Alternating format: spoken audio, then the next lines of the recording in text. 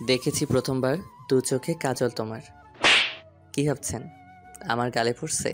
তাহলে আপনারা ঠিকই ভাবছেন। কলেজের একটা কোনায় বসে বন্ধুদের সাথে আড্ডা দিচ্ছি আর গান গাইতেছিলাম। তখন কোথায় থেকে মারিয়া আপু এসে আমার গায়ে ঠাস করে একটা থাপ্পড় মেরে দিল। মারিয়া আপু হচ্ছে এই কলেজের সবার বাস, থুক্কু, ক্রাশ এবং অনেক জেদি মেয়ে। আমি গালে হাত দিয়ে অপুকে বললাম, আপু তুমি আমাকে থাপ্পড় মারলে কেন? আমার অপরাধটা কী ছিল? তুই আমাকে দেখে গান গাইছিলি কেন? মেয়ে মানুষ দেখলে হুঁশ থাকে না? বিশ্বাস করো আপু, আমি তোমাকে দেখে গান গাইনি। আমরা বন্ধুরা মিলে মজা করে গান গাইছিলাম। তুই আমার সাথে আবার মিথ্যা কথা বলিস। তোকে আমি ভালো করে চিনি, কলেজে 1 নাম্বার ফাজিল ছেলে। আপু আমি সবার সাথে ফাইজলামি করলেও তোমার সাথে কখনো করি না। আমি তোমাকে ভালো করে চিনি, তুমি অনেক জেদি একটা মেয়ে। আমি সহজে কারোর সাথে জিদ দেখাই না। এখন কথা না বলে ক্লাসে যা, আর কখনো যেন না দেখি কলেজে এসে এরকম আড্ডা দিতে। আমি ঠিক আছে বলে ক্লাসে চলে আসলাম। আমাকে থাপ্পড় দেওয়ার সাথে সাথে সব হারামি বন্ধুগুলো দৌড় দিয়ে ক্লাসে চলে আসলো। আমি ক্লাসের ভিতরে ঢুকে সবগুলো হারামিকে উড়াধুরা মারতে লাগলাম। তখন রাফি বলল, কিরে সারা, কথা নাই বার্তা নাই, তুই সবাইকে এভাবে মারছিস কেন? তোরা আমার বন্ধু নাকি শত্রু? আমাকে দাজ্জালের হাতে রেখে তোরা সবাই ক্লাসে বসে আড্ডা দিচ্ছিস। আমাদের কি পাগলা কুকুরে কামড় দিছে? আমরা তোর জন্য ওই ডাইনি আপুর সামনে থাকবো? আমরা থাকলে তোর মতো আমাদের গালেও পড়তো। তাই বলে তোরা আমাকে রেখে চলে আসবি? এই বন্ধুকে বাঁচাবি না? তোরা বন্ধু নাকি শত্রু? তুই যেটা ভাবিস, মারিয়া আপুকে দেখলে এমনি হাঁটু কাঁপে, আর তুই বলছিস ওনার থেকে তোকে বাঁচিয়ে আনতে। আর তুই এমনিও একটু ফাজলামি একটু বেশি করিস। ঠিক আছে, তোদের মতো বন্ধু আমার দরকার নেই। যে বন্ধু বিপদের সময় পাশে না থাকে সেই সব বন্ধু আমার দরকার নেই। এখন থেকে তোরা তোদের মতো থাকবি, আমি আমার মতো থাকবো। বাই। প্লিজ বন্ধু, রাগ করিস না। তুই তো জানিস কলেজের সব ছাত্রছাত্রী মারিয়া আপুকে ভয় পাই। ওনার সামনে আমরা থাকি কি করে? তুই একটু ফাজলামি কমিয়ে দে, তাহলে আমরা সব সময় তোর পাশে থাকবো। ঠিক আছে, আমি এখন থেকে কারোর সাথে ফাইজলামি করব না। এভাবে কথা বলতে বলতে স্যার ক্লাসে ঢুকলো। সবাই দাঁড়িয়ে সালাম দিল। তারপর স্যার পড়া শুরু করলো। হঠাৎ স্যার আমার দিকে তাকিয়ে বলল, কি ব্যাপার মিস্টার ফাজিল, আজকে তুই এত চুপচাপ কেন? তুই তো কখনো চুপ থাকার ছেলে না। স্যার আজকে থেকে আমি আর দুষ্টুমি করব না, আমি এখন ভালো হয়ে গেছি। তাহলে এবার মনে হয় আমার টাকলা মাথায় চুল গজাবে। এতদিন তোর ফাজলামির কারণে আমার মাথার চুলগুলো সব পড়ে গেছে। স্যার আপনার মাথায় কখন চুল ছিল? আপনার তো আগে থেকেই মাথায় চুল নেই, তাহলে এখন কোথায় থেকে আসবে? তুই কিন্তু বলছিস আজকে থেকে দুষ্টামি করবি না, তাহলে এখন আবার দুষ্টামি করছিস কেন? আরে আমি কি বলতে চেয়েছি আপনার কথায় না বলে থাকতে পারলাম না। তুই কখনোই ভালো হবি না। তুই ফাজিল, ফাজিলই থাকবি। তোকে আমার ভালো করে চেনা আছে। চেনা থাকলে ওরকম কথা বলেন কেন? আপনি জানেন না আমি অনেক ভদ্র ছেলে? তুই কেমন ভদ্র কলেজে সবাই জানে। এখন কথা না বলে পড়ায় মন দে। আমি আর কোনো কথা বললাম না। স্যারের ক্লাস শেষ হলে আমি সিট থেকে উঠে স্যারের পিছনে গেলাম। তখন আমি স্যারকে বললাম, এই যে মাহবুব, তোমাকে রহমান শিকদার আজকে তার সাথে দেখা করতে বলেছে। রাসেল, তুই কি কখনো ভালো হবি না? আমি তোর আঙ্কেল হই, কলেজে আমাকে স্যার বলে ডাকতে বলছি, বাইরে হলে অন্য হিসাব। আর এখানে তো কেউ নেই, এখন কথা না বলে বিকালে রহমান শিকদারের সাথে দেখা করতে চলে যাবে। আমি এখন আসি। বাই টাকলা আঙ্কেল। তুই আর ভালো হবি না। তুই আমার মান সম্মান সব শেষ করে দিবি। যা ভাগ তাড়াতাড়ি। আমার সাথে কিন্তু লাগতে আসবে না, তাহলে কিন্তু আন্টির কাছে বলে দিব। তুমি সবসময় আমাদের তিশা ম্যাডামের দিকে তাকিয়ে থাকো। তোর হাতে পায়ে ধরি, তুই এমনটা কখনো করিস না। ওই ডাইনি আমাকে বাসায় জায়গা দিবে না। ও আমার কথা বিশ্বাস করে না। তুই যা বলিস তাই বিশ্বাস করে। ঠিক আছে, তোর যা খুশি করতে মন চাই কর, আমি তোকে আর কিচ্ছু বলবো না। তারপরেও আমার নামে তোর আন্টির কাছে মিথ্যা কথা বলিস না। ঠিক আছে, কথাটা যেন মনে থাকে। আমি গেলাম বলে আঙ্কেলের সামনে থেকে চলে আসলাম। আসলে আন্টি আমাকে অনেক ভালোবাসে, তাদের কোনো ছেলে মেয়ে নেই তো, তাই আমাকে নিজের ছেলের মতো আদর করে। তো যাই হোক, আঙ্কেলের ওখান থেকে সব হারামি বন্ধুদের কাছে গেলাম। তাদের সাথে কিছুক্ষণ আড্ডা দিয়ে আবার ক্লাসে চলে আসলাম। আমি যত ফাইজলামি করি না কেন, আমার পড়ালেখা ঠিক থাকে। কলেজের সবার সাথে দুষ্টুমি করলেও মারিয়া আপুর সামনে গেলে আমার ভিতরে সব কিছু হজম হয়ে যায়, যার নমুনা সকালে দেখছেন। এবার আমাদের পরিচয়টা দিয়ে দিই। এতক্ষণ দুষ্টুমি করতে করতে আপনাদের পরিচয় দিতে ভুলে গেছি। এই ফাজিলটাকে সবাই চেনেন, তারপরেও বলছি, আমি রাসেল। পরিবারে আমাদের সদস্য 4 জন। আমি, আব্বু আম্মু আর একটা কিউট বোন আছে। বোনটা এবার ক্লাস 5-এ পড়ে, তার নাম রাইসা। আর আমার আব্বু হচ্ছে বাংলাদেশের টপ বিজনেসম্যান রহমান শিকদার, আর আম্মু একজন গৃহিণী। আমি এবার ইন্টার ফাইনাল ইয়ারে পড়ি। আর যে সকালে আমাকে গালে আদর করেছে তার নাম তো জানেন, তার নাম মারিয়া, বড়লোক বাবার একমাত্র মেয়ে। মারিয়া আপু দেখতে যেমন সুন্দর তেমন তার নামটাও। তবে মারিয়া আপু অনেক জেদি। আপু এবার অনার্স প্রথম বর্ষে পড়ে। আর এই কলেজে আমার 3টা বেস্ট ফ্রেন্ড আছে, রাফি, মেহেদি এবং আফসান। আজকে আফসান কলেজে আসে নাই, তার বাসায় ওর বোনকে দেখতে আসবে, তাই সে আসে নাই। আর কিছু জানা লাগবে না, অনেক কিছু জেনে ফেলেছেন। এবার গল্পে ফেরা যাক। সব ক্লাস শেষ করে আমরা 3 বন্ধু ক্লাস থেকে বেরিয়ে আসলাম। হঠাৎ পিছন থেকে মারিয়া আপু আমার নাম ধরে ডাক দিল। আমি সোজা দাঁড়িয়ে গেলাম। রাফি আর মেহেদি আমার পিছনে লুকিয়ে গেল। আমি তো ভয় শেষ। মনে মনে বললাম, আমি আবার কি দোষ করছি। আমি আস্তে আস্তে আপুর সামনে গেলাম। তখন আপু বলল, কিরে কোথায় যাচ্ছিস? আর তোর বন্ধুরা তোর পেছনে লুকালো কেন? তোমাকে দেখে ওরা আমার পিছনে লুকালো। যদি সকালের মতো ওদের গালে থাপ্পড় মারো। আরে আমি তোদের কিছু করব না, তোর পেছন থেকে বেরিয়ে আয়। আপুর কথা শুনে রাফি আর মেহেদি আমার পিছন থেকে সামনে আসলো। তখন রাফি বলল, আপু সকালে আমরা আপনাকে দেখে গান গাইনি, আমরা এমনি মজা করে গান গাইছিলাম, তারপর হঠাৎ আপনি সামনে চলে আসেন। আপু, আমরা আপনাকে অনেক সম্মান করি, কখনো আপনাকে দেখলে দুষ্টামি করি না। আমরা আপনাকে অনেক ভয় পাই, আপনি অনেক জেদি। কত ছেলে আপনার মায়ের খেয়েছে তার কোনো হিসাব নেই। আয়, সকালের জন্য দুঃখিত। আসলে একটা ছেলেকে চরম শিক্ষা দিয়ে আসছি, তাই মাথা গরম ছিল। আমি তো ভালো ছেলেদের গায়ে কখনো হাত তুলি না। ও তাহলে আপু আমাকে কি জন্য ডাকছেন? যদি কোনো কাজ থাকে বলেন, আমার আবার বাসায় যেতে হবে। তোকে কোনো কাজের জন্য ডাকি নাই, সকালে তোর গায়ে যে হাত তুলছি তার জন্য ক্ষমা চাইতে ডাক দিছি। তোর এখন যেতে পারিস। আমরা আর একটা কথাও না বলে দৌড় দিয়ে কলেজ থেকে বেরিয়ে আসলাম। তারপর রাফি আর মেহেদিকে বিদায় দিয়ে আমি একটা রিক্সা নিয়ে বাইক ঠিক করার দোকানে চলে আসলাম। আসলে সকালে বাইক নিয়ে কলেজে আসার সময় বাইকটা হঠাৎ বন্ধ হয়ে যায়। অনেক চেষ্টা করেও চালু করতে পারি নাই, তাই বাইক দোকানে ঠিক করতে দিয়ে একটা রিক্সা নিয়ে কলেজে চলে গেলাম। দোকানদারকে বাইক ঠিক করার টাকা দিয়ে বাইক নিয়ে বাসায় চলে আসলাম। বাইক পার্কিং করে দরজার সামনে দাঁড়িয়ে কলিং বেল চাপ দিলাম। কিছুক্ষণ পর কাজের বুয়া এসে দরজা খুলে দিল। আমি ভিতরে ঢুকে নিজের রুমে চলে আসলাম। রুমে এসে দেখি আমার বুড়ি বোনটা আমার বিছানায় আম্মুর মোবাইলে কার্টুন দেখতে আছে। আমি ব্যাগটা রেখে বুড়িকে কাতুকুতু দিতে লাগলাম। আমার বুড়ি বোনটা শুধু হেসে যাচ্ছে। একমাত্র আমার বুড়ি বোনটার হাসি দেখতে কাতুকুতু দিছি। আমার বোনের হাসিটা আমার কাছে অনেক ভালো লাগে। ভাইয়ার ব্যাগের ভিতরে আছে। আমি ওয়াশরুমে গেলাম বুড়ি, এই বলে রাইসার কপালে একটা চুমো দিয়ে জামা কাপড় নিয়ে ওয়াশরুমে ঢুকে গেলাম। তারপর গোসল করে বের হয়ে দেখি রাইসা রুমে নেই, হয়তো আম্মুর রুমে চলে গেছে। আমার বোনটা বড় চকলেট পাগলি। রাইসার মতো বোন পাওয়া ভাগ্যের ব্যাপার। ওর কিছু হলে আমার খাওয়া দাওয়া হয় না, সবসময় আমাকে জড়িয়ে ধরে শুয়ে থাকবে। তো যাই হোক, একটা জামা গায়ে দিয়ে রুম থেকে বেরিয়ে আম্মুর রুমে গেলাম। আম্মুর রুমে গিয়ে দেখি আম্মু বিছানায় শুয়ে আছে আর রাইসা আম্মুর পাশে বসে চকলেট খাচ্ছে। আম্মু, তোমার শরীরের এখন কি অবস্থা? ওষুধ খেয়েছো? বাবা, আমার ছেলেটা হঠাৎ এত ভালো হয়ে গেল কবে? যে ছেলে সারাক্ষণ আমাকে জ্বালিয়ে মারতো তার মুখ থেকে এই প্রথমে এমন কথা শুনছি। বারে, তুমি এখন অসুস্থ, তাই তোমার সাথে দুষ্টামি করছি না। অসুস্থ না হলে এতক্ষণ তোমার অবস্থা খারাপ করে ছাড়তাম। তোর কারণে আমি অসুস্থ হয়েছি। আল্লাহ তোর মতো একটা ফাজিল ছেলে না দিয়ে যদি রাইসার মতো আরেকটা মেয়ে দিত তাহলে অনেক ভালো হতো। আমার এই বুড়ি মেয়েটা এই বয়সে আমার অনেক খেয়াল রাখে। আম্মু, আমি কি তোমাকে জ্বালাতন করি? ঠিক আছে আম্মু, আজকে থেকে কখনো তোমার সাথে দুষ্টামি করব না। একটু নরম হয়ে বললাম, যাতে আমার জন্য আম্মুর মনে একটু মায়া হয়। আমি আম্মু আর রাইসার সাথে দুষ্টামি না করলে থাকতে পারি না। আম্মু আমার কথা শুনে বলল, আমার কাছে এত ভালো স্বাস্থ্য হবে না, তোকে আমি হাড়ে হাড়ে চিনি। তোর জ্বালায় রফিকুল কলেজে ঠিক মতো শিক্ষকতা করতে পারে না। রফিকুল হচ্ছে ওই যে টাকলা আঙ্কেল। তখন আমি আম্মুকে বললাম, আম্মু, ওই টাকলা আঙ্কেলের সাথে মজা করতে ভালো লাগে, তাই ওনার সাথে একটু দুষ্টামি করি। কিন্তু টাকলা আঙ্কেল তো আমাকে কিছু বলে না। তোর রফিকুল ভালো করে চিনে, তোকে কিছু বললে তুই ওর নামে তার স্ত্রীর কাছে মিথ্যে কথা বলিস, তখন বেচারা কিছু করতে পারে না। তোর কারণে বেচারাকে কয়দিন ভাত দেয় নাই। হয়েছে, আমি অনেক ফাজিল। যাও, তোমার খোঁজ খবর নিতে আসছি। তুমি উল্টো ভাষণ দেওয়া শুরু করছো। আজকে আসুক তোমার স্বামী, তখন দেখবে তোমার নামে কেমন বিচার দেই। তোর বিচারে কোনো কাজ হবে না, কারণ তোর বাপ আমার অসুস্থ শরীরে কিছুই বলবে না। বেশি কথা না বলে রাইসাকে নিয়ে গিয়ে খাবার খা। ঠিক আছে, আয় আমার বুড়ি বোনটা, আজকে ভাইয়া তোকে নিচাতে খাইয়ে দিব। ঠিক আছে ভাইয়া, তাহলে চলো। তারপর রাইসাকে নিয়ে নিচে আসলাম। দুজনে 2টা চেয়ার টেনে বসলাম। আমি একটা প্লেটে খাবার নিয়ে রাইসাকে খাইয়ে দিতে লাগলাম। বোনটা আমার কি সুন্দর করে খাচ্ছে আর মুচকি মুচকি হাসছে। ইচ্ছে করছে বোনটার হাসি সারাদিন দেখি। আমার বোনটা হাসলে গালে টোল পড়ে। রাইসাকে খাইয়ে দিতে লাগলাম আর সাথে নিচেও খেতে লাগলাম।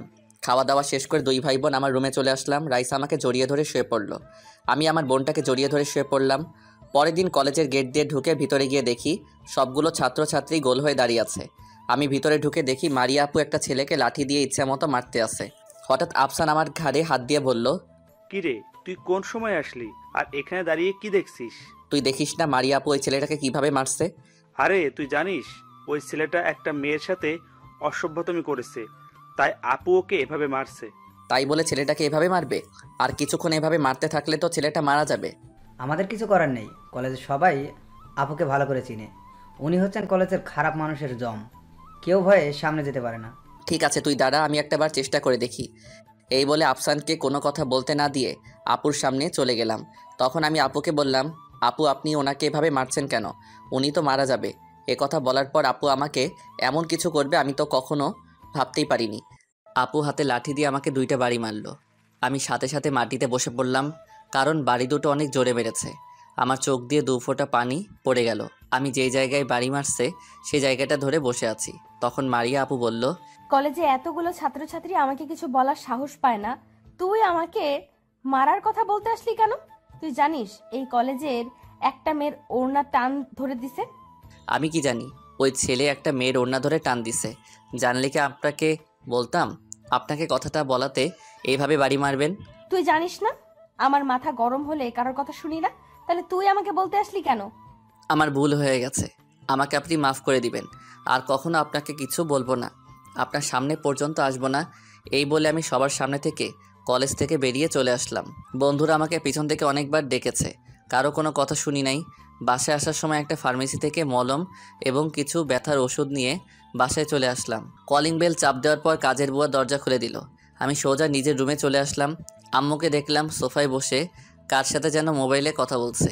আমি কোনো কথা বললাম না, বিছানায় বসে ব্যথা জায়গায় মলম লাগাতে লাগলাম। আগে একটা ব্যথার ওষুধ খেয়ে নিছি, মলম লাগিয়ে বিছানায় শুয়ে পড়লাম। কিছুক্ষণ পর আম্মু আমার রুমে এসে বলল, কিরে কলেজ থেকে চলে আসলি যে, তোর কি শরীর খারাপ নাকি? তেমন কিছু না আম্মু, হঠাৎ মাথাটা ব্যথা করছে তাই কলেজ থেকে চলে আসলাম। সত্যিটা বললাম না, তা না হলে আম্মু আব্বুকে সব বলে দিবে। আব্বু আম্মু কখনো আমার গায়ে হাত তুলে নাই, সেই জায়গায় বাহিরের একটা মেয়ে আমার গায়ে হাত তুললো। তখন আম্মু বলল, তাহলে ওষুধ খেয়ে কিছুক্ষণ রেস্ট নে, দেখবি এমনি ঠিক হয়ে যাবে। এই কথা বলে আম্মু রুম থেকে বেরিয়ে গেল। আমি যত দুষ্টুমি করি না কেন আব্বু আম্মু আমাকে কিছু বলে না, তারা জানে আমি কারোর সাথে কখনো খারাপ ব্যবহার করি না। তো যাই হোক, আমি আর কিছু না ভেবে ঘুমিয়ে পড়লাম। হঠাৎ দুপুরবেলা ঘুমটা ভেঙে গেল। আমি বিছানা থেকে ওঠার চেষ্টা করলাম কিন্তু উঠতে পারছি না। আমার শরীরে প্রচুর জ্বর চলে আসছে। হঠাৎ রাইসা আমার রুমে ঢুকে বিছানায় বসে আমাকে ডাকতে লাগলো। আয় ভাইয়া ওঠো, আম্মু তোমাকে বলেছে ফ্রেশ হয়ে নিচে খাবার খেতে যেতে। রাইসা বোন আমার খিদে নাই, আমি খাবার খাবো না, তুই গিয়ে আম্মুকে বল। কেন ভাইয়া, তোমার কি শরীর খারাপ? আমি তোমার মাথা টিপে দেই ভাইয়া। লাগবে না, তুই গিয়ে খাবার খেয়ে নে আর আম্মুকে বলিস আমার রুমে একটু আসতে। রাইসা ঠিক আছে বলে রুম থেকে বেরিয়ে গেল। কিছুক্ষণ পর রাইসা আম্মুকে নিয়ে আমার রুমে আসলো। তখন আম্মু বলল, কিরে রাসেল, তোর কি হয়েছে? তুই নাকি খাবার খাবি না? আর রাইসা বললো তুই নাকি আমাকে ডেকেছিস। কিরে তোর এত জ্বর আসলো কখন? তুই আমাকে আরো আগে ডাক দিবি না? আরে হঠাৎ ঘুম থেকে উঠতে দেখি আমার শরীরে প্রচুর জ্বর। এখন কথা না বলে আমার মাথায় পানি দাও। ঠিক আছে দিচ্ছি। রাইসা তুই তোর ডাক্তার আঙ্কেলকে ফোন দিয়ে বাসায় আসতে বল, ফোন দিয়ে বলবি রাসেলের শরীরে অনেক জ্বর। রাইসা ঠিক আছে বলে আম্মু রুমে চলে গেল। আম্মু ওয়াশরুম থেকে এক বালতি পানি নিয়ে এসে আমার মাথায় দিতে লাগলো। কিছুক্ষণ পর ডাক্তার আঙ্কেল আমার রুমে আসলো। ডাক্তার আঙ্কেল আমাদের নিজস্ব ডাক্তার, তাই ফোন করার সাথে সাথে চলে এসেছে। ডাক্তার আঙ্কেল প্রথমে আমার জ্বর মাপলো, তারপর একটা ইঞ্জেকশন দিল, আরও কিছু ওষুধ দিয়ে চলে গেল। যাওয়ার আগে বলে গেছে কিছু খাবার খাইয়ে দিয়ে ওষুধগুলো খাইয়ে দিতে। আম্মু রুম থেকে বেরিয়ে একটা প্লেটে খাবার নিয়ে আমার রুমে আসলো। তারপর আম্মুর হাতে 2 লোকমা খাবার খেলাম। আম্মু বলেছে আরও খেতে, কিন্তু আমার খাবার খেতে ভালো লাগছে না।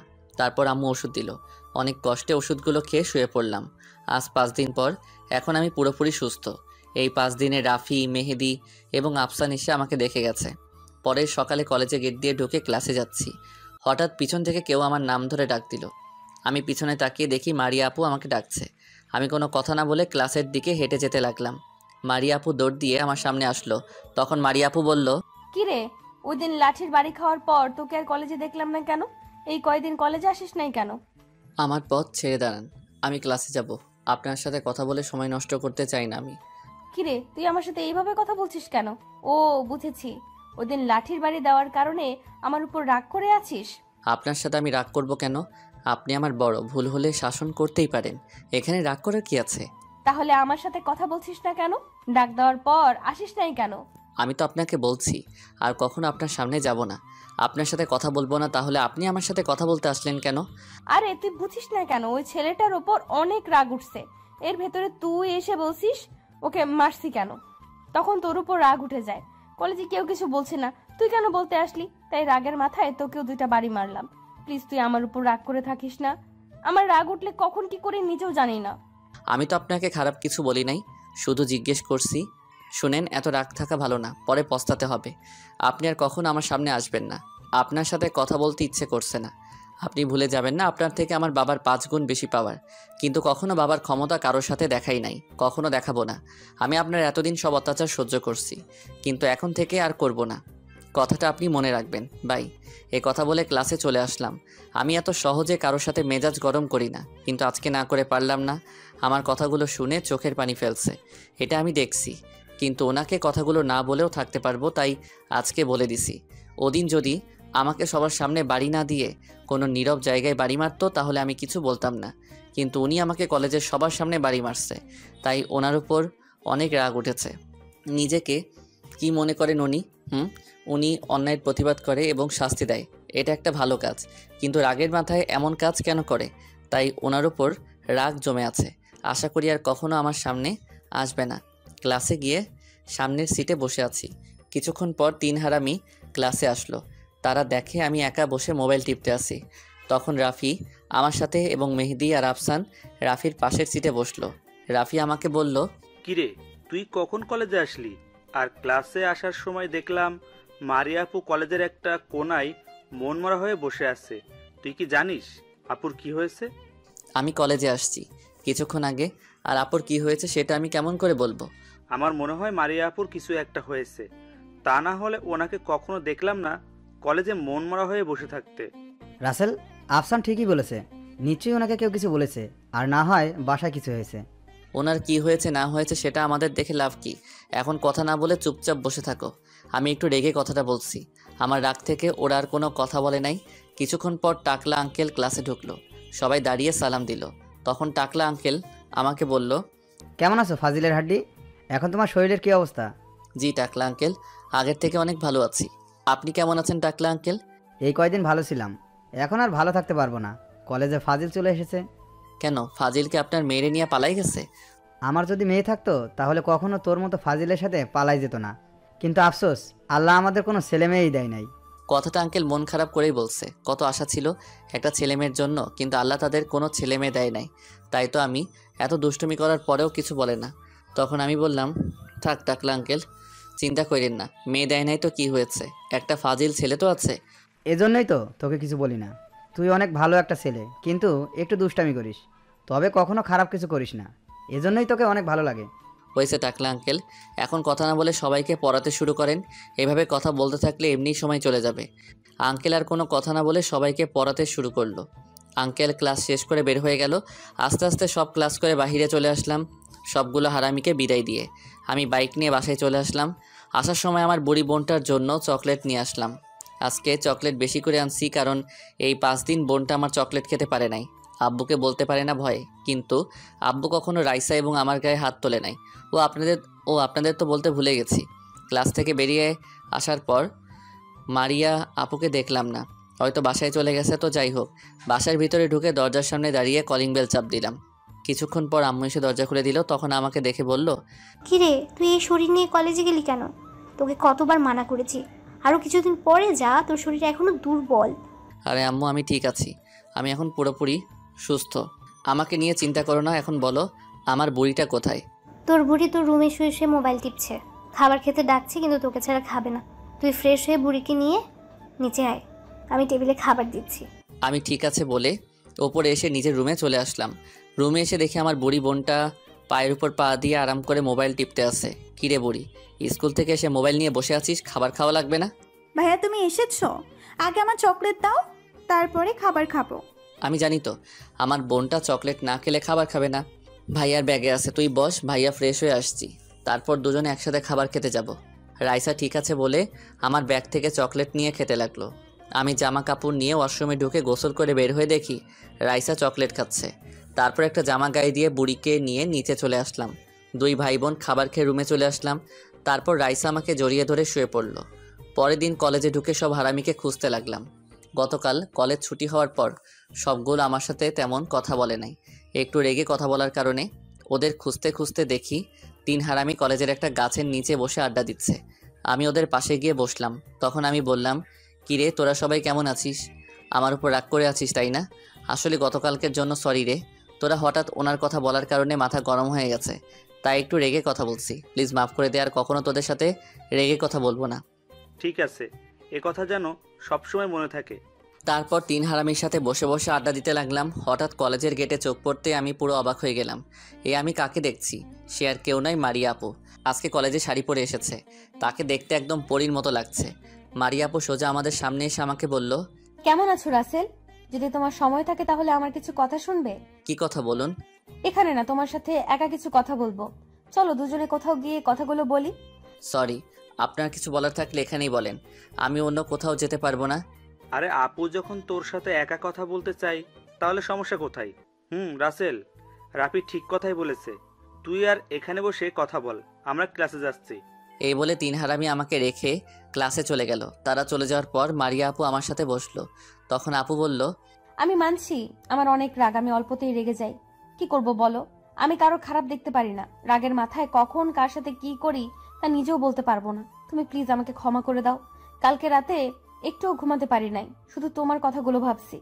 শুনেন, আমি আপনার অন্যায়ের বিরুদ্ধে প্রতিবাদ করা, তাদের শাস্তি দেওয়া, এটা আমার কাছে অনেক ভালো লাগে। আর আমি আপনাকে সবসময় সম্মান দিয়ে চলি, কিন্তু আপনি 2টা দিন অন্যায়ভাবে আমার গায়ে হাত তুলছেন। তুমি আমাকে ক্ষমা করে দাও, আমি আগের থেকে রাগটা কমিয়ে দিব। তোমার গায়ে হাত তোলার পর নিজের কাছে অনেক খারাপ লাগছে। ঠিক আছে, আমি আপনাকে ক্ষমা করে দিছি। তবে এমন কাজ যদি আর কখনো আমি এবং অন্য কারোর সাথে করেন তাহলে আপনাকে আমি কখনো ক্ষমা করব না। ঠিক আছে, আমি আর এমন কাজ কখনো করব না। শুধু যারা খারাপ কাজ করবে তাদের আমি শাস্তি দিব। আজকের থেকে আমরা তাহলে বন্ধু হয়ে থাকব। আপনি আমার থেকে বড়, আমি আপনার সাথে বন্ধুত্ব করতে পারবো না। আর কলেজের সবাই খারাপ ভাববে। এখানে খারাপ ভাবার কি আছে? আমরা শুধু বন্ধু হয়ে থাকব। আজ পর্যন্ত দেখছো আমি কোনো ছেলের সাথে বন্ধুত্ব করতে?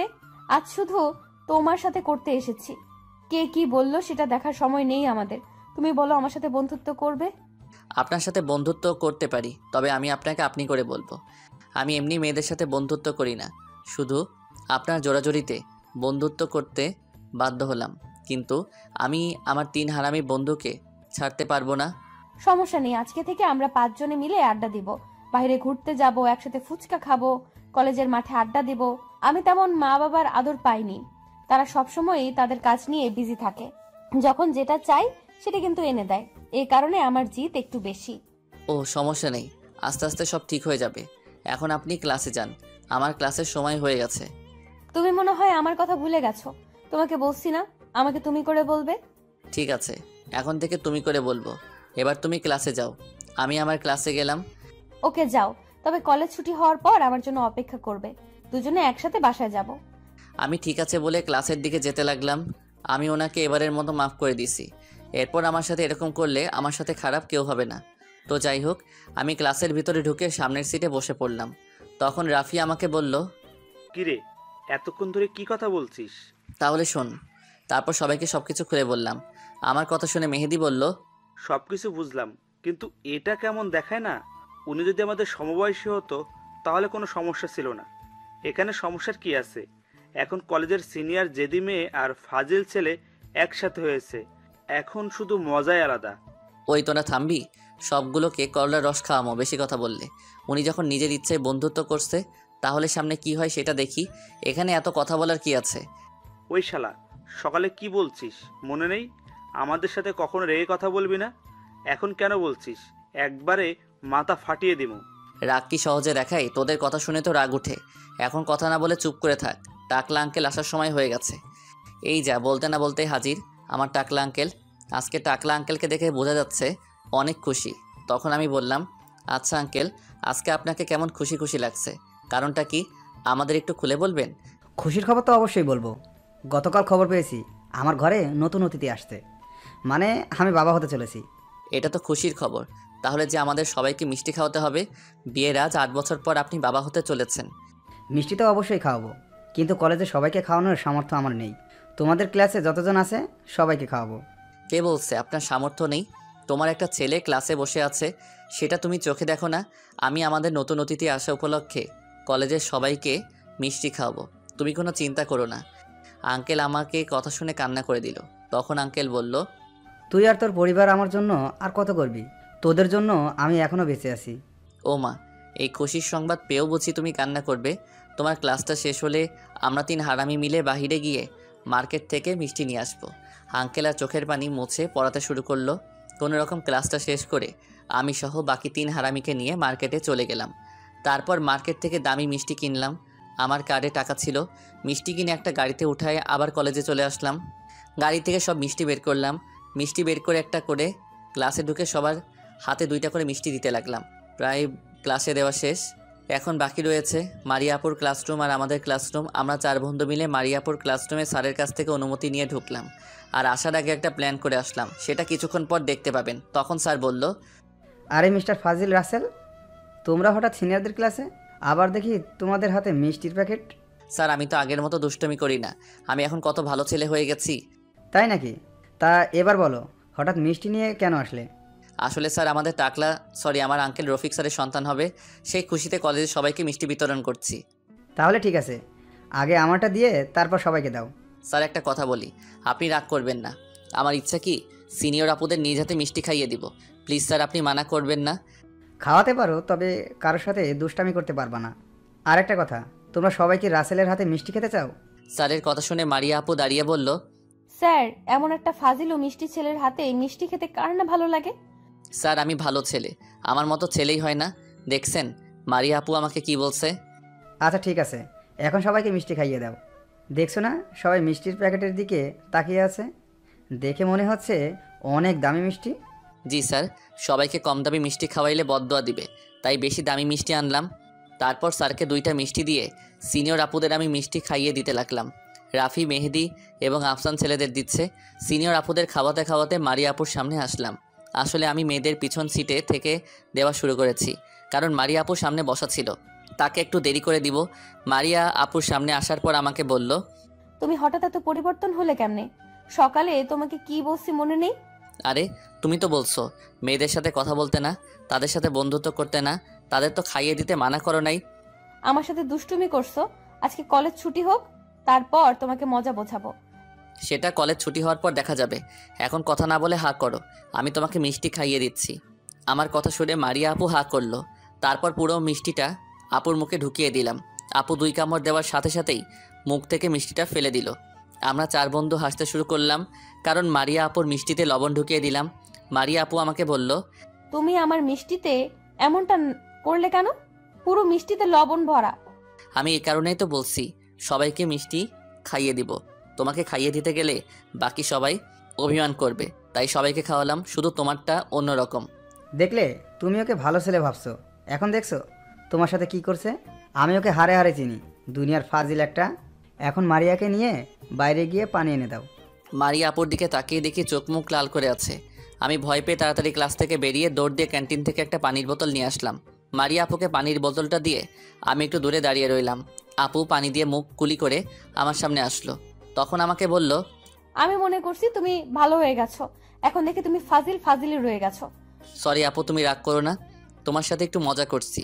তুমি বলছো না আমাদের বন্ধু, তাই বন্ধুর সাথে একটু মজা করলাম। করেছো, বেশ করেছো। তাই বলে ক্লাসের সবার সামনে এমন করবে? আমারও সময় আসবে, দেখবে তখন কি করি। সেটা তখন দেখা যাবে। এখন হাঁ করো, তোমাকে মিষ্টি খাইয়ে দিই। এটার মধ্যে কিছু নেই, তুমি বিশ্বাস করতে পারো। ঠিক আছে, খাইয়ে দাও। আমি আরেকটা মিষ্টি মারিয়া আপুর মুখে দিলাম। তারপর আপু যেটা করলো তার জন্য মোটেও প্রস্তুত ছিলাম না। আপু তুমি এটা কি করলে? দেখো পুরো আঙ্গুল লাল হয়ে গেছে। এটা তোর আমার সাথে দুষ্টুমি করার শাস্তি। তুই আমাকে লবণ খাইয়ে দিলি কেন? তাই বলে তুমি আমার আঙ্গুলে কামড় দিবে? যাও, তোমার সাথে কথা নাই, আজকে থেকে তোমার সাথে ব্রেকআপ। ওই, আমি কি তোর সাথে প্রেম করি তুই আমার সাথে ব্রেকআপ করছিস? আরে বন্ধুত্বের ব্রেকআপ করছি তোমার সাথে। আজকে থেকে তোমার সাথে আমার কোনো বন্ধুত্ব নাই। তুমি তোমার পথে চলবে, আমি আমার পথে চলবো। সকালে মাত্র বন্ধুত্ব হয়েছে, একটা দিন যেতে না যেতেই বন্ধুত্ব শেষ। ঠিক আছে, আমি সরি বলছি, আর এমন দুষ্টুমি তোর সাথে করব না। তাহলে ঠিক আছে, আর এমন দুষ্টুমি করলে কিন্তু একবারে ব্রেকআপ করব। ঠিক আছে, এখন ক্লাসে যা, দেরি হলে স্যার বকাঝকা করবে। কলেজ ছুটি হওয়ার পর আমার জন্য অপেক্ষা করিস। আমি ঠিক আছে বলে 3 হারামিকে নিয়ে ক্লাসে চলে আসলাম। তারপর সব ক্লাস শেষ করে বাইরে আসার সময় আঙ্কেল ডাক দিল। 3 হারামিকে বিদায় দিয়ে আঙ্কেলের সামনে গেলাম। তখন আমি বললাম, বলেন টাকলা আঙ্কেল, কেন ডেকেছেন? আর আপনার চোখে পানি কেন? তোরা আমার জন্য এত কিছু কেন করিস? আমি কি তোদের এই ঋণ কখনো শোধ করতে পারবো? আপনি এটা কি বলছেন? আমাদের ঋণ আপনাকে কখনো শোধ করতে হবে না, শুধু আমাদের জন্য দোয়া করবেন। আমাদের যা কিছু আছে তা সারা জীবন বসে খেলেও শেষ করা যাবে না। আর আমি তোমার ছেলে হয়ে এ কাজ করছি। এই কথা বলার সাথে সাথে আঙ্কেল আমাকে জড়িয়ে ধরে কান্না করে বলতে লাগলো, তুই পুরো তোর বাবার মতো, তোর ভিতরে কোনো অহংকার নেই। দোয়া করি আল্লাহ যেন তোদের সবসময় সুস্থ রাখে। হয়েছে হয়েছে, এখন কান্না বন্ধ করো। আমি বিকালে তোমার বাসায় যাব। আমি আমার আম্মুর সাথে দেখা করতে যাব। ঠিক আছে যাস, তাহলে তুই বাসায় যা, আমি আমার বাসায় গেলাম। তুমি বাসায় যাও, আমি বাসায় যেতে একটু দেরি হবে, কারণ মারিয়া আপুকে সাথে করে নিয়ে যাব। আঙ্কেল ঠিক আছে বলে কলেজ থেকে বেরিয়ে গেল। আমি আপুর জন্য অপেক্ষা করতে লাগলাম। কিছুক্ষণ পর দেখি মারিয়া আপু ক্লাস থেকে বেরিয়ে আসছে। মারিয়া আপু আমাকে দেখে সামনে আসলো। তখন আপু বলল, কিরে, তোদের ক্লাস কোন সময় শেষ হয়েছে? আর বাকিরা কোথায়? এই তো আধা ঘন্টা হবে ছুটি হয়েছে, আর বাকি 3 হারামি বাসায় চলে গেছে। ঠিক আছে চল, আজকে তোর বাইকে করে বাসায় যাব। আমি কখনো মেয়ে মানুষকে নিয়ে বাইক চালাই নাই, যদি তোমাকে ফেলে দেই? আমাকে ফেলে দিলে এর সাথে তোকে নিয়ে পড়বো। ঠিক আছে, এখন কথা না বলে বাইকে ওঠো। মারিয়া আপু আর কোনো কথা না বলে বাইকের পিছনে উঠলো। আপু আমার ঘাড়ে হাত দেওয়ার সঙ্গে সঙ্গে আমার শরীর দিয়ে বিদ্যুৎ বয়ে গেল। আমি কোনো কথা না বলে বাইক চালাতে লাগলাম। তখন মারিয়া আপু বলল, আচ্ছা রাসেল, তুই কি কখনো কারো প্রেমে পড়েছিস বা কোনো মেয়ের সাথে প্রেম করছিস? আমার দ্বারা এসব হবে না। আমার মতো ফাজিলের সাথে কোনো মেয়ে প্রেম করবে না। তুই তো সব সময় সবার সাথে ফাজলামি করিস না, তাহলে কোনো মেয়ের প্রেম করবে না কেন? তুই একবার কাউকে পছন্দ করে প্রপোজ করে দেখ, দেখবি মেয়ে ঠিকই রাজি হয়ে যাবে। আমি এসব প্রেম ভালোবাসা করব না। শুনেছি প্রেম ভালোবাসা করলে ছেলেদের জীবন নষ্ট হয়ে যায়। মেয়েটা ছেড়ে গেলে ছেলেটা কষ্ট পায়, আর ছেলেটা ছেড়ে গেলে মেয়েটা কষ্ট পায়। তাই এসব প্রেম ভালোবাসা মাথায় আনিনি। এমনি আছি, পুরো বিন্দাস আছি। শোন, দুজনের মনের মিল থাকলে কেউ কাউকে ছেড়ে যায় না। আচ্ছা তুমি এসব আমাকে বলছো কেন? আর তুমি কারোর সাথে প্রেম করছো? কলেজের সকল ছেলেরা তোমার পিছে ঘুরে, কিন্তু তুমি কাউকে পাত্তা দাও না কেন বলো তো? আসলে তোর মতো আমিও এসব বিশ্বাস করি না। আর কলেজের ছেলেরা আমার পেছনে ঘুরে কোথায়? সবাই তো দূর থেকে তাকিয়ে দেখে, আমার সামনে আসার সাহস পায় না। তোমার সামনে আসবে কেমন করে? তুমি যে জেদি মেয়ে, এমনি সবার তোমাকে দেখলে পেটের ভিতর সব হজম হয়ে যায়। আমি জিত কি এমনিই কারোর সাথে দেখাই? যারা অন্যায় করে তাদের উপর দেখাই। তারপরেও তোমার জিদটা একটু কন্ট্রোল করো, তা না হলে কখন হয়ে যাবে আল্লাহ ছাড়া কেউ বলতে পারবে না। ঠিক আছে, এখন থেকে জিতটা একটু বেশি কন্ট্রোল করে রাখবো। কথা বলতে বলতে আপুর বাসার সামনে চলে এসেছি। আপু তাদের বাসায় যেতে বলেছে, কিন্তু আমি যাইনি। কাজ আছে বলে বিদায় নিয়ে নিজের বাসায় চলে আসলাম। দেখতে দেখতে 2টা মাস চলে গেল। এখন আপু আমার সাথে রাগ দেখায় না, সবসময় আমার সাথে কলেজে আড্ডা দেয়। আমাকে কোনো মেয়ের সাথে কথা বলতে দেয় না, সবসময় ওনার চোখে চোখে রাখে। আপুর এমন কেয়ার আমার অনেক ভালো লাগে। এখন আমিও কারোর সাথে তেমন দুষ্টুমি করি না। আপুর সাথে চলতে চলতে তাকে আমি ভালোবেসে ফেলেছি।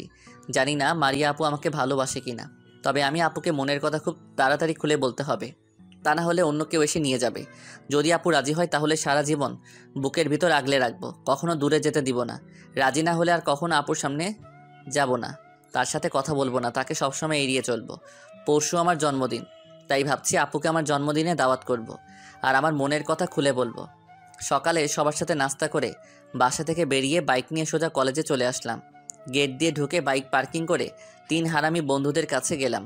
কিরে, তোরা সবাই কেমন আছিস? আর মারিয়া আপু কলেজে এসেছে। আমরা কিছুক্ষণ আগে আসলাম, আর মারিয়া আপুকে তো দেখলাম না। আজকে তোকে কেমন খুশি খুশি লাগছে, ব্যাপারটা কি? আসলে আমি না মারিয়া আপুকে ভালোবেসে ফেলেছি, কিন্তু এখনও ওনাকে বলতে পারি নাই। তাই ভাবলাম কালকে আমার জন্মদিনে আপুকে প্রপোজ করব। আপু কি রাজি হবে? তুই তো মারিয়া আপুর ছোট, প্রপোজ করলে আমার মনে হয় না রাজি হবে। আরে ছোট তো কি হয়েছে, প্রেম ভালোবাসা ছোট বড় সমস্যা নেই। আর সিনিয়র আপুর সাথে প্রেম করতে আলাদা মজা, তাদের থেকে ভালোবাসা বেশি পাওয়া যায়। শালা, আজ পর্যন্ত রিয়াকে নিজের মনের কথা বলতে পারলাম না, আর সেখানে তুই সিনিয়র আপুকে প্রপোজ করবি? দেখবি প্রপোজ করলে তোর কপালে দুঃখ আছে। আরে মামা, এসব মনের কথা বলতে বুকে সাহস থাকা লাগে। রাসেলের যে রকম সাহস আছে তোর তো সেটাও নাই। রিয়াকে দেখলে দৌড় দিয়ে পালিয়ে যাস, সেখানে তুই করবি প্রেম? মেহেদি, ঠিক কথাই বলছিস। শালা আজ একটা বছর রিয়ার পিছনে ঘুরে তাকে মনের কথা খুলে বলতে পারে নাই। তুই চিন্তা করিস না রাসেল, যদি আপুর মনে তোর জন্য ভালোবাসা থাকে তাহলে অবশ্যই আপু রাজি হবে। তোর জন্য শুভকামনা রইল। তোরা আমাকে এইভাবে কথা বলতে পারলি? দেখবি 2 দিনের ভিতরে রিয়াকে প্রপোজ করে তোদের সবাইকে দেখাবো। শুধু প্রপোজ করলে হবে না, রিয়ার সাথে প্রেম করে দেখাতে হবে। প্রপোজ করলে তো মানা করে দিতে পারে। আমার মতো শান্ত ভদ্র ছেলে আর কোথাও পাবি নাকি? আমার বিশ্বাস রিয়া আমার ভালোবাসা অ্যাকসেপ্ট করবে। দেখে নিস তোরা। ওই তোরা থামবি? কি শুরু করছিস তোরা? আমি মরি আমার টেনশনে, তোরা আছিস রিয়াকে নিয়ে। এখন আমাকে তোরা কোনো বুদ্ধিতে কিভাবে মারিয়া আপুকে প্রপোজ করব। হঠাৎ মেহেদি আমার কথা শুনে বলল, আমার কাছে একটা প্ল্যান আছে। তোর জন্মদিনে তুই আপুকে নিয়ে ছাদে আসবি, আর আমরা 3 জনে মিলে ছাদের উপরে সুন্দর করে সাজিয়ে রাখবো। নিচে কেক কাটা শেষ হলে তুই আপুকে নিয়ে উপরে চলে আসবি, তারপর মারিয়া আপুকে প্রপোজ করবি। তোর কিছু করা লাগবে না, যা করার আমরা করব। তুই শুধু আমাদের 50,000 টাকা দিলেই চলবে। ঠিক আছে, আমি তোদের কলেজ থেকে যাওয়ার সময় টাকা দিয়ে যাব। আমরা বসে বসে কথা বলছি, হঠাৎ কলেজের গেটে চোখ পড়তেই যেটা দেখলাম সেটা দেখে আমি মোটেও প্রস্তুত ছিলাম না। আমি দেখি একটা ছেলে বাইকে করে মারিয়া আপুকে কলেজে নিয়ে আসলো। ছেলেটা দেখতে অনেক সুন্দর। মারিয়া আপু ছেলেটাকে হাসি মুখে বিদায় দিয়ে আমাদের দিকে আসছে। আমার মনটা খারাপ হয়ে গেল। তাহলে মারিয়া আপু অন্য কাউকে ভালোবাসে? না, এটা হতে পারে না। মারিয়া আপু শুধু আমার। মারিয়া আপু আমাদের সামনে এসে বলল, তোমরা সবাই কেমন আছো? আর সবাই এখানে বসে কি গল্প করছো? আমরা যে কথাই বলি আগে বলো ওই ছেলেটাকে, নাম কি তার, কোথায় থাকে, তোমাকে কলেজে নিয়ে আসলো কেন? আরে থামো, এতগুলো প্রশ্ন কেউ একসাথে করে? তোমরা যে ছেলেটাকে দেখছো ও হচ্ছে আমার মামাতো ভাই আকাশ। আকাশ তাদের অফিস দেখাশোনা করে। সকালে আকাশ আমাদের বাসায় আসে, আব্বু আর আমার সাথে কিছুক্ষণ কথা বলে চলে যাওয়ার সময় আমাকে কলেজে নিয়ে আসে। উনি তোমাকে কলেজে নিয়ে আসলো কেন? তোমার গাড়ির কি হয়েছে? আমার গাড়িটার কিছু হয়নি। আকাশ নিজে বলল আজকে আমাকে কলেজে নামিয়ে দিবে, তাই আর কিছু না বলে তার সাথে কলেজে আসলাম। মানা করলে হয়তো রাগ করতো, তাই আর করলাম না। ও আচ্ছা, ঠিক আছে। তোমাকে যে কথা বলবো, কালকে আমার জন্মদিন। তুমি এবং তোমার আব্বুকে নিয়ে সন্ধ্যায় চলে আসবে আমাদের বাসায়। দ্বিতীয়বার যেন বলা না লাগে। যদি তুমি মানা করো তাহলে তোমার সাথে কোনো কথা বলবো না। আরে আমি কি তোমাকে মানা করছি? ঠিক আছে, কালকে আব্বুকে নিয়ে তোমাদের বাসায় যাব। এখন খুশি? অনেক খুশি। আর শোনো, কালকে তুমি একটা নীল রঙের শাড়ি পরে আসবে। নীল শাড়িতে তোমাকে অনেক সুন্দর লাগে। ঠিক আছে, আসবো। এখন ক্লাসে যাও, আমার ক্লাসের সময় হয়ে গেছে। আমি ঠিক আছে বলে 3 হারামিকে নিয়ে ক্লাসে চলে আসলাম। তারপর সব ক্লাস শেষ করে বাইরে এসে 3 হারামিকে আমার কার্ডটা দিয়ে দিলাম। 3 হারামি যাওয়ার পর আমি বাইক নিয়ে মারিয়া আপুর জন্য অপেক্ষা করতে লাগলাম, কারণ আজকে আপু গাড়ি নিয়ে আসে নাই। কিছুক্ষণ পর মারিয়া আপু ক্লাস থেকে বেরিয়ে এসে আমার বাইকে উঠলো। দুজনে কথা বলতে বলতে মারিয়া আপুর বাসায় চলে আসলাম। মারিয়া আপুর কাছ থেকে বিদায় নিয়ে বাসায় চলে আসলাম। আঙ্কেল আন্টিকে আসতে বললাম। পরের দিন 3 হারামি ছাদের উপরে ফুল দিয়ে সাজাচ্ছে। আমি নিচে মেহমানদের সাথে কথা বলছি। হঠাৎ গেটের দিকে তাকিয়ে আমি পুরো অবাক হয়ে গেলাম। মারিয়া আপু আজকে শাড়ি পরে আমাদের বাসায় আসছে। দেখতে অনেক কিউট লাগছে, যেন একটা পরী আমাদের বাসায় ঢুকতে আসে। আমার কথা মতো নীল রঙের শাড়ি পরে আসছে, সাথে আপুর আব্বু এসেছে। আমি দাঁড়িয়ে না থেকে তাদের সামনে গিয়ে আঙ্কেলকে সালাম দিলাম। তারপর আঙ্কেলের সাথে কিছুক্ষণ কথা বলে আব্বুর সাথে পরিচয় করিয়ে দিলাম। তখন আমি মারিয়া আপুকে একটু সাইডে এনে বললাম, তোমাকে আজকে অনেক সুন্দর লাগছে। আমার কথা মতো নীল রঙের শাড়ি পরে আসার জন্য ধন্যবাদ তোমাকে। তোমাকেও কিন্তু আজকে অনেক সুন্দর লাগছে। আমার মতো তুমিও দেখি নীল পাঞ্জাবি পরেছো। তার একটা কারণ আছে, কেক কাটার পর দেখবে। কি কারণ সেটা কি জানতে পারি? সেটা সময় হলে দেখতে পাবে। এখন চলো সবাই মিলে কেক কাটি। তারপর আপু আমার সাথে স্টেজে উঠলো। আব্বু আম্মু আমার 2 পাশে দাঁড়ালো। মারিয়া আপু আম্মুর সাথে দাঁড়ালো, আর 3 হারামি বন্ধু আমাদের সামনে দাঁড়িয়ে ছবি তুলতে লাগলো। তারপর আমি কেক কাটলাম। সবাই আমাকে জন্মদিনের শুভেচ্ছা জানালো। প্রথমে আব্বু আম্মুকে কেক খাইয়ে দিলাম, তারপর টাকলা আঙ্কেল এবং আন্টিকে খাইয়ে দিলাম। একটু কেক নিয়ে আপুর মুখের সামনে ধরলাম। আপু আমার দিকে তাকিয়ে কেকটা খেয়ে নিল। তারপর মারিয়া আপু একটু কেক নিয়ে আমাকে খাইয়ে দিল। আমি 3 হারামিকে ডাক দিয়ে তাদের কেক খাইয়ে দিলাম। ওদের কানে কানে বললাম ছাদে গিয়ে সব কিছু ঠিক করে রাখতে। আমি মারিয়া আপুকে নিয়ে আসছি। আমার কথা মতো 3 হারামি ছাদের উপরে চলে গেল। আমি মারিয়া আপুকে একটু সাইডে এনে বললাম, তোমাকে এখন আমার সাথে একটু ছাদে যেতে হবে, তবে তোমার চোখ বেঁধে নেওয়া হবে। হঠাৎ ছাদের উপর কেন? আবার চোখ বেঁধে নিবে কেন? সেটা গেলে দেখতে পাবে। এখন আর কোনো কথা বলতে পারবে না। আমার কথা শুনে মারিয়া আপু আর কোনো কথা বলল না। আমি একটা রুমাল দিয়ে আপুর চোখ বেঁধে দিলাম। তারপর আপুকে নিয়ে ছাদে যেতে লাগলাম। আমি আপুর 2 হাত শক্ত করে চেপে ধরলাম। ছাদের উপর নিয়ে আমি 10-12টা গোলাপ ফুল নিয়ে আপুর সামনে গেলাম। তারপর আপুর চোখের বাঁধন খুলে দিলাম। তারপর 3 হারামি সব লাইট জ্বালিয়ে দিল। আপু ছাদের দিকে তাকিয়ে অবাক হয়ে গেল। তার থেকে বেশি অবাক হলো আমাকে দেখে। আমি আপুর সামনে হাঁটু গেড়ে বসে গোলাপ ফুলটা হাতে নিয়ে বলতে লাগলাম, তোমার কাছে গিয়েছিলাম নিয়ে বড় আশা, যদি পাই একটু তোমার হৃদয়ের ভালোবাসা। হোক না জানাজানি এই মেলামেশা, মিথ্যে নয় সত্যি আমাদের এই ভালোবাসা। মনের মতো ঘোরার সময় সঙ্গী যদি পাই, ঘুরবো পথে লয়ে তারে, তোমারে জানাই আই লাভ ইউ মারিয়া আপু, আমি তোমাকে অনেক ভালোবাসি। তারপর মারিয়া আপু যেটা করলো সেটার জন্য মোটেও প্রস্তুত ছিলাম না। মারিয়া আপু আমাকে দাঁড় করিয়ে ঠাস করে একটা থাপ্পড় মেরে দিল। তারপর বলল, তুই 2 মাস আগে আমাকে কলেজে যে কথা বলছিস, তারপর থেকে আমি তোকে ভালোবাসি। তোর এত কেয়ার করি, মেয়েদের থেকে দূরে দূরে রাখি, সব সময় আমার চোখে চোখে রাখি, তাতে তুই বুঝিস না? আমাকে কখনো ছেড়ে যাবে না তো? আমি অনেক ভালোবাসি তোমাকে, এই মনে শুধু তোমার বসবাস। তোকে ভালোবেসেছি, ছেড়ে যাওয়ার জন্য নাকি? সব সময় আমার এই বুকে আগলে রাখবো। ওই হারামি, তোর এখানে দাঁড়িয়ে আছিস কেন? সবগুলো নিচে যা, মারিয়ার সাথে আমার কিছু বোঝাপড়া আছে। বাবা, যার জন্য করলাম চুরি সেই বলে চোর। শালা থাক তুই, আমরা গেলাম। এই বলে 3 হারামি নিচে চলে গেল। তখন আমি মারিয়াকে বললাম, ওই তোমার ঠোঁট দুটো আমাকে টানছে, একটা কিস করি তোমাকে। প্রেম শুরু হতে না হতেই ঠোঁটের দিকে নজর পড়েছে? তুই তো দেখি অনেক লুচু। আমি তো আর অন্য কারো কাছে চাইনি, আমার ভালোবাসার মানুষের কাছে চেয়েছি। অন্য কারো কাছে চাইলে মাথা ফাটিয়ে দিমো। তুমি শুধু আমাকে কিস করবে, এখন দাঁড়িয়ে না থেকে কিস করো। বলতে দেরি মারিয়ার ঠোঁটে ঠোঁট লাগাতে দেরি করি নাই। দুজনে দুজনকে জড়িয়ে ধরে কিস করতে লাগলাম। যা শালা, মেয়ে মানুষ ঠোঁটে লিপস্টিক কেন দেয়? ঠোঁটের সব লিপস্টিক আমার পেটে গেছে। প্রায় 5 মিনিট পর দুজন দুজনকে ছেড়ে দিয়ে আমি মারিয়াকে শক্ত করে জড়িয়ে ধরলাম। এভাবে চলতে লাগলো আমার আর মারিয়ার ভালোবাসা। আমাদের ব্যাপারে 2 পরিবার জানে, তারা সবাই রাজি আছে। আমি অনার্সে ওঠার পর আমাদের বিয়ে হবে। আর রাফি রিয়াকে প্রপোজ করছে, রিয়া রাজি হয়ে গেছে। রিয়া নাকি রাফি মারিয়ার মতো আগে থেকে ভালোবাসতো। এর ফাঁকে মারিয়ার মামাতো ভাই আকাশের বিয়ে হয়ে গেছে। ওই দিন আকাশ সকালবেলা এসেছে মারিয়া এবং তার আব্বুকে বিয়ের দাওয়াত দিতে। তো সবাই ভালো থাকবেন, আল্লাহ হাফেজ। একটু ভালো রিলেশনের জন্য খুব বেশি টাকা পয়সার প্রয়োজন হয় না, শুধু ভালো 2টা মনের দরকার হয়, যেখানে একজন আরেকজনকে নিজের মতোই বিলিভ করবে। এর নামই হচ্ছে প্রকৃত ভালোবাসা।